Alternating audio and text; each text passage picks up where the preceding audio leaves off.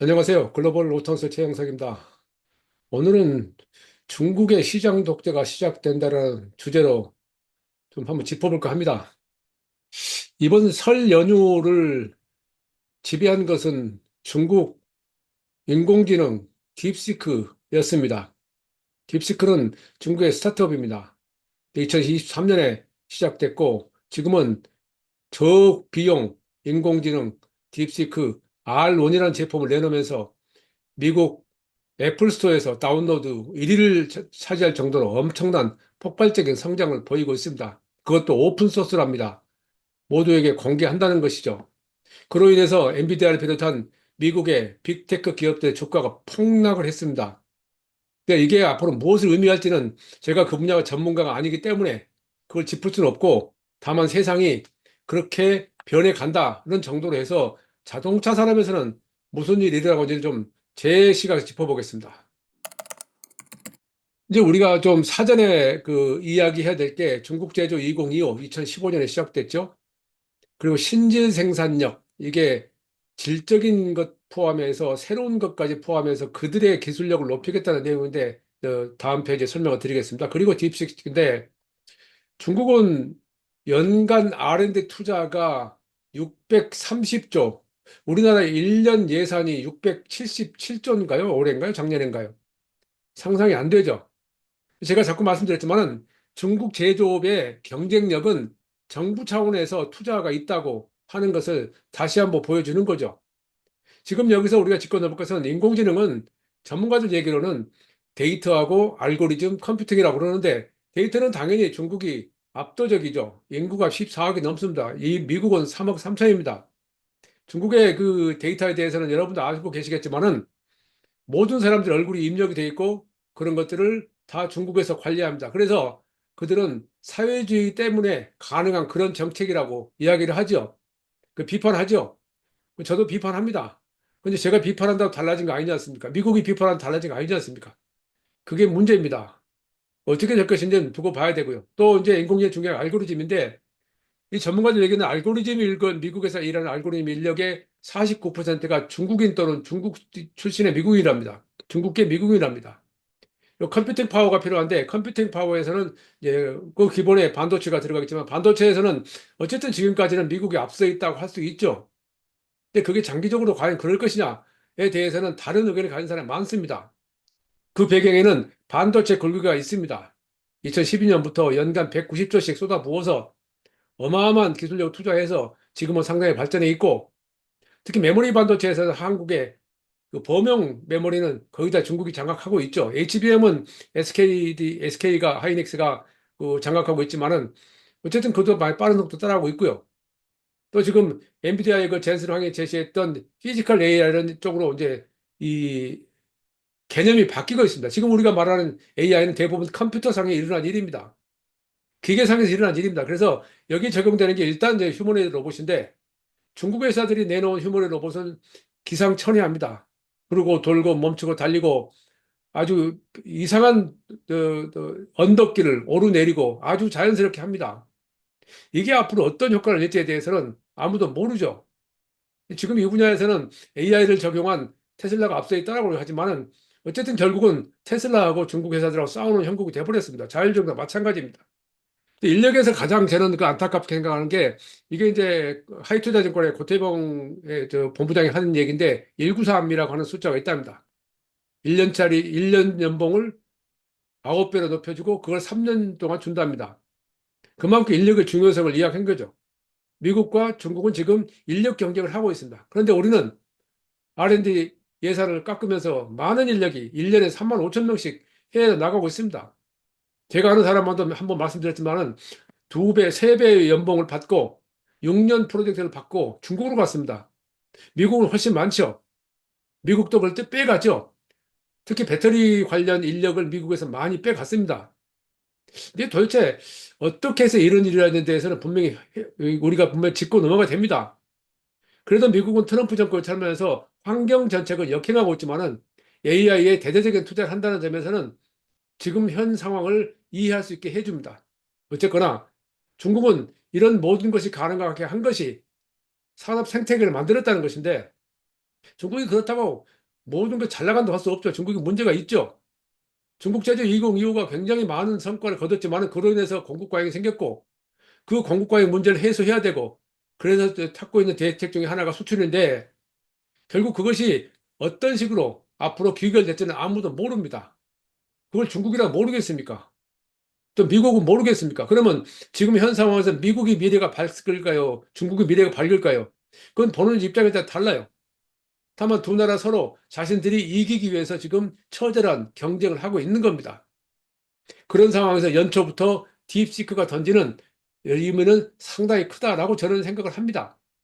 어쨌든 저는 2018년에 중국 시장 독재 시작된다는 칼럼을 쓰면서 중국 제조 2021을 바탕으로 중국산 글로벌 플레이어들의 생산기지 역할을 하고 자동차를 수출 상품을 육성하겠다.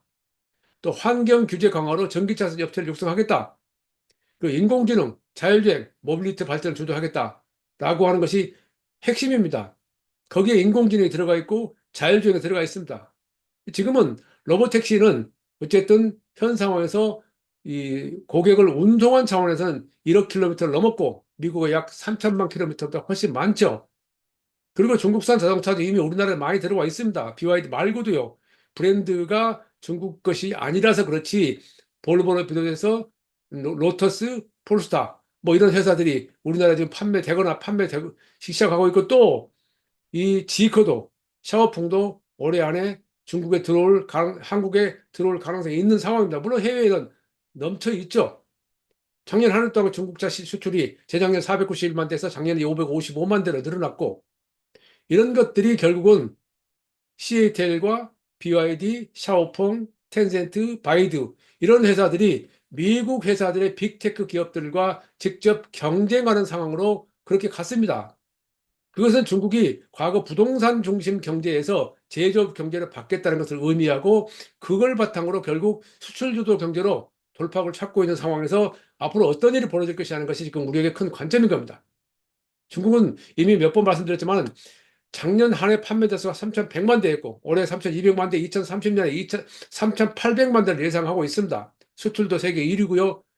중국 시장 내에서 중국 브랜드 점유율이 54%가 넘었습니다.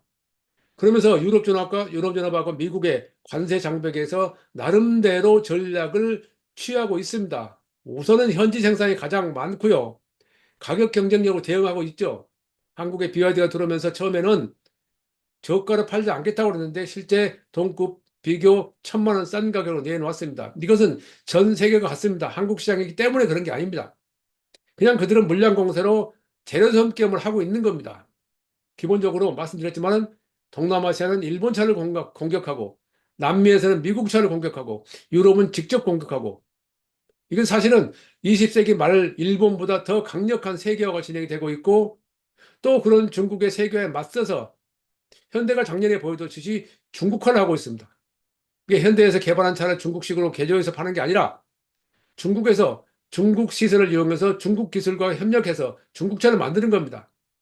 그러면서 내수를 살리기 위해서 중국은 2009년에 시작한 이구환신 정책을 몇 년 전부터 계속 더 강화하고 있죠. 이구환신.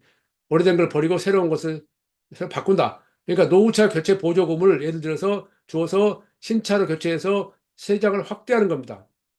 이게 작년 4월부터 본격적으로 시행이 돼서 작년 중국 내수 시장이 그런 데로 선망할 수 있던 이유라고 설명을 합니다. 더불어서 자율주행과 로보택시 사업도 가속하고 있습니다. 그리고 신진 생산력에 대해서 그때 제가 말씀드렸었는데 이것은 외국 생산 기술에 의존하지 않고 자체 생산 제품을 수출한다. 가격 경쟁력으로 세계 시장을 공략한다. 결국은 치킨 게임이라고 하든지 제로섬 게임은 그게 같은 말인데 이 분야에서 LCD는 이미 그 태양광 패널과 함께 세계 시장을 주도하고 있고요. 메모리 반도체는 이제 머지않았다는 이야기가 나오고 있습니다. 지금은 제품은 물론이고 기술도 판매하죠. 그래서 폭스바겐이 샤오풍하고 이 소프트웨어 제휴를 하고 있고 현대자동차도 썬더볼트, 하오모 이런 회사들하고 지오즈 로보틱스하고 그 협력을 하기로 하고 있죠. 이게 한마디로 말하면 부동산 중심 경기에서 제조 경제 중심으로 왔는데 그 상황에서 중국이 살아남기 위해서 지금 그들이 할 수 있는 모든 방법을 동원하는 것입니다. 이제 그런 상황에서 우리가 할 일이 뭔가를 찾아야 되는데 이제 우리가 중국이 이런 상황을 비난한다고 비판한다고 달라질 게 있습니까? 우리가 할 수 있는 방법을 찾아야죠. 저는 우리나라도 충분히 그만큼의 경쟁력이 있다고 생각합니다. 그렇다고 미국이나 중국을 당장에 앞설 수는 없겠지만은 충분히 적어도 이 디지털 분야에서는 세계 3, 4위 정도는 자리를 유지할 수 있다는 전문가들의 의견에 동의합니다. 이번에 딥시크라는 그런 그 스타트업이 갑자기 부상하면서 제가 이 생각이 다시 떠올랐고, 그래서 이 이야기를 다시 한번 드려야겠다 말씀드렸는데, 결국 저는 이 존 나이스비트라든가 재작년에 돌아가신 그 세계적인 미래학자죠. 그리고 짐 노더슨가 세계 투자자죠. 그 두 사람은 천재지변이 없는 한 중국 시장의 미래를 지배할 것이라 말을 합니다. 배경은 시장입니다. 그래서 지금은 21세기 초에는 In China for China, 중국에서 중국을 위하여라는 용어를 썼다가 2010년대에는 Created in China, Made in China, 그러니까 중국에서 중국식으로 만든다는 게 또 2020년대부터는 2020년 들어서부터는 Made by China, 과거에 Made by Japan이라는 말이 유행했듯이 그래야 됐고 지금은 In China for Global로 바뀌었습니다. 그러니까 중국에서 만들어서 세계를 지배한다 이런 뜻입니다. 무서운 얘기입니다. 그러니까 이걸 어떻게 해석할 것인지 뭐 각자의 생각이 다 다르겠지만은 저는 지금 일단 무서워하는 것보다는 그들 비난하는 것보다는 우리가 할 수 있는 역량을 찾아서 우리의 역량을 최대한 개발해 인공지능만 하더라도 그들의 전문가들 이야기 따르면은 분야가 워낙 많고 우리나라가 그 분야 어떤 일부 분야에서는 앞서 있는 분야도 있답니다. 살려야죠. 살리는데 가장 필요한 것은 인력입니다. 인력을 유출시키면 안 됩니다.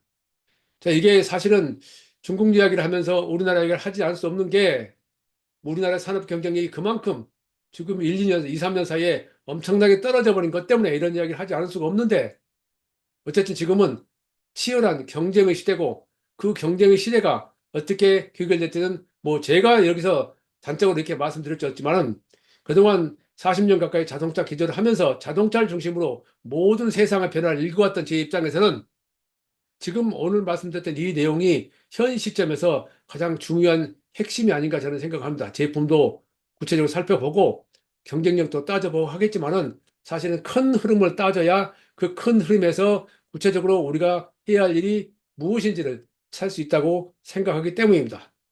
좀 더 구체적인 이야기를 연구하고 공부해서 전달드리겠습니다. 최영석의 글로벌 인사이트. 다음 시간에 뵙겠습니다. 감사합니다.